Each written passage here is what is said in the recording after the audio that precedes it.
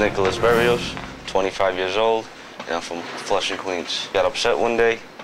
I ended up punching through a glass window. I was rushed to the hospital with a very bad injury to the under part of my arm. Doctor showed me up. I ended up having very bad pains in my hand. I went to another doctor. Doctor told me that I had very bad injuries to my hand. I had severed a nerve.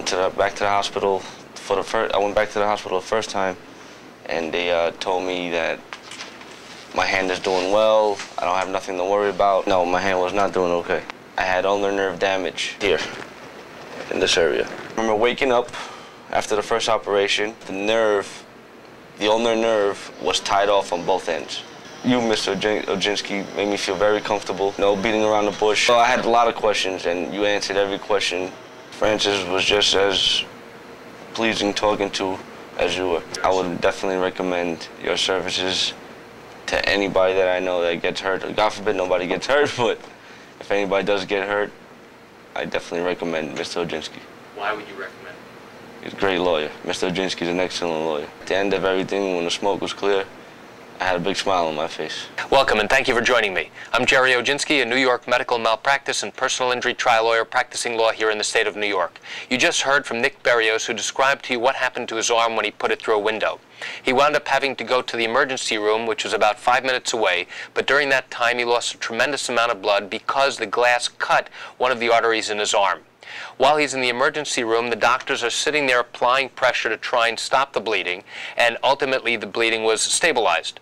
A doctor is then called down to fix his arm, and during the course of the repair, something happens. Nick doesn't learn really what happens until about 2 weeks later.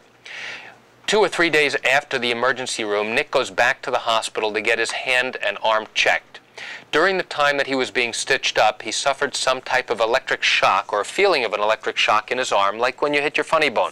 He told the doctor who was fixing him what had happened, and the doctor basically said, it's not a big deal, this is something that happens with a repair of this type of injury. Well, 3 days later, when he returned back to the hospital to get his hand checked, he started to notice numbness and tingling in his fourth and fifth fingers. And he told the doctors about it, and again was informed that this is a normal feeling with this type of injury. He was then told to return again in 1 week, and thinking nothing more than that, did in fact return in 1 week, but he noticed during that time period that the tingling and numbness were becoming more pronounced. He could see it, he could feel it, and he was having less function in these two fingers. Well, again, when he went back to the doctors, they again said, this is normal, don't worry about it.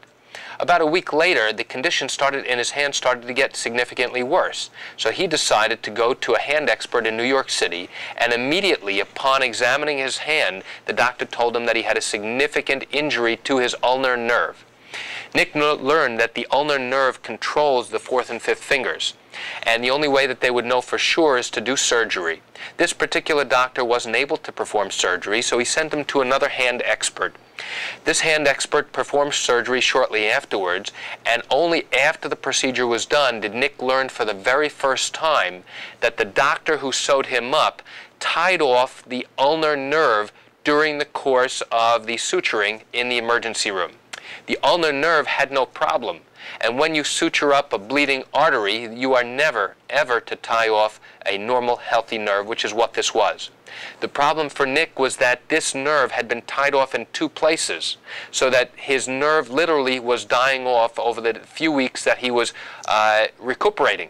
It was not getting any blood flow, it wasn't getting any oxygen, no nutrients. So that's what was accounting for the symptoms that Nick was experiencing in his hand, in his fourth and his fifth fingers.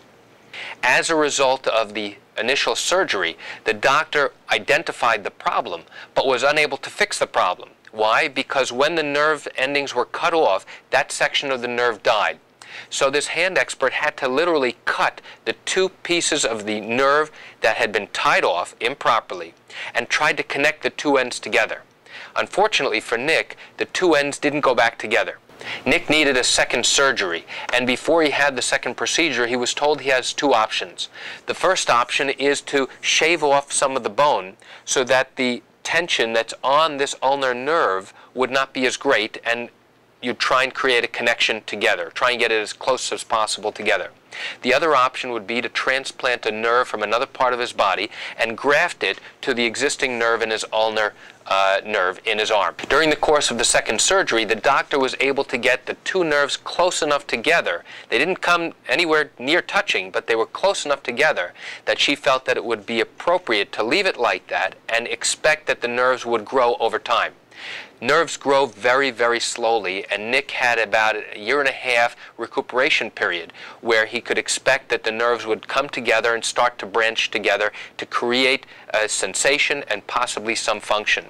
And over that next year and a half, Nick did get some function and some sensation back. But the sad fact is that he's left with a permanent residual disability and injury as a result of the emergency room doctor improperly tying off his ulnar nerve. This was a preventable injury that never should have happened. And that's it for today's video tip. I want to thank you for joining me. I'm Gerry Oginski. Have a great day.